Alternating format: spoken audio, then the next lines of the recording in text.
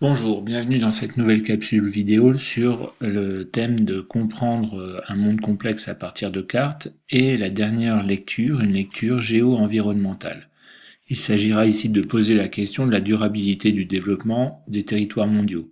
Ça implique donc la question de la dégradation environnementale causée par certaines activités humaines et le lien entre ressources naturelles et la croissance démographique. Que retenir de cette grille de lecture géo-environnementale? Au moins trois éléments. Les cartes rendent compte d'abord des questions environnementales, mais parfois avec une vision dramatisée des enjeux.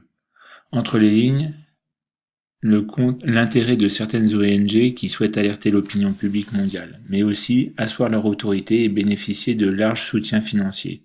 Certains pays émergents accusent aussi les pays industrialisés d'avoir mis sur le devant ces enjeux pour leur imposer des limites à leur croissance. C'est la question du refus de l'ingérence écologique. Deuxième élément, les cartes rendent aussi compte des débats.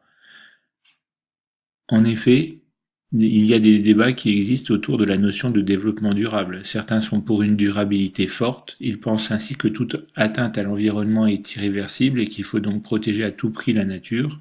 D'autres penchent pour une durabilité faible, mettant la capacité de l'homme à prendre des ressources nouvelles, comme le capital technique, par rapport au capital naturel.